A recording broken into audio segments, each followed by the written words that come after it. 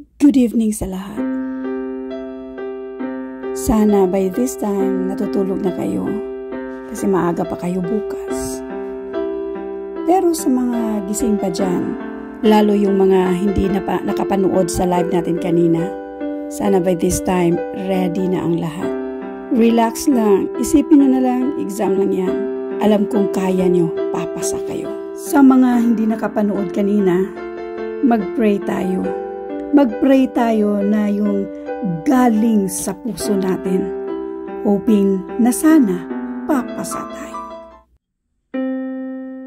Makapangyarihang Diyos, salamat sa lahat. Lahat ng mga natutunan ko, lahat ng pinag-aralan ko, lahat ng oras na nakapag-review ako. Salamat Lord.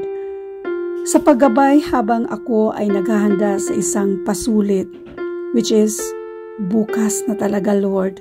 Salamat sa mga blessings, pero sana Lord, isa sa mga blessings na ipagkaloob niyo po sa akin ay ang pumasa.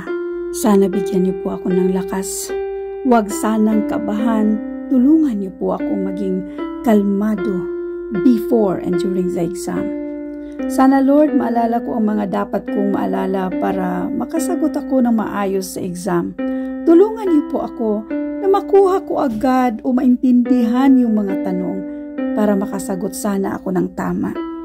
Huwag niyo po akong iwanan, Lord, lalo na sa mga panahong alam kong ikaw lang makakatulong.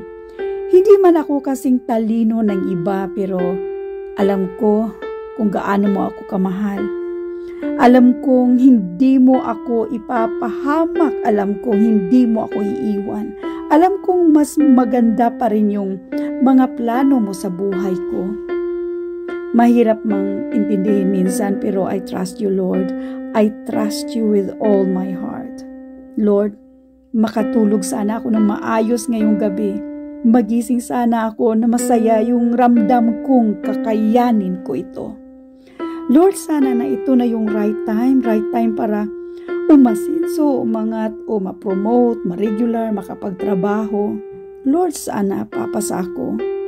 Pero kahit anuman, alam kong makakabuti pa rin sa akin ang pwedeng maging resulta nito.